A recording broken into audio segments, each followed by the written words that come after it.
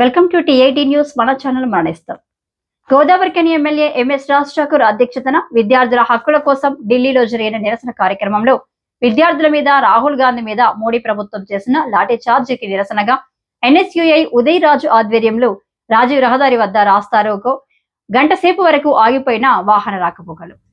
ఈ సందర్భంగా ఎమ్మెల్యే రాజ్ ఠాకూర్ మాట్లాడుతూ లోక్సభ ప్రతిపక్ష నాయకుడు రాహుల్ గాంధీని అరెస్టు చేయడాన్ని తీవ్రంగా ఖండించారు.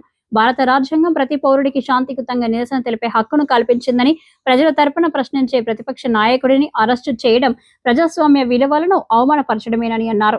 ప్రతిపక్షం ప్రశ్నిస్తే అరెస్టులు చేయడం, విమర్శిస్తే కేంద్ర దర్యాప్తు సంస్థలను ప్రయోగించడం బీజేపీ ప్రభుత్వంలో నిత్య కృత్యంగా మారిందని విమర్శించారు. ప్రజాస్వామ్యంలో భిన్నాభిప్రాయాలను గౌరవించాల్సిన కేంద్ర ప్రభుత్వం నిరంకుశ ధోరణితో వ్యవహరించడం అత్యంత దురదృష్టకరమని పేర్కొన్నారు.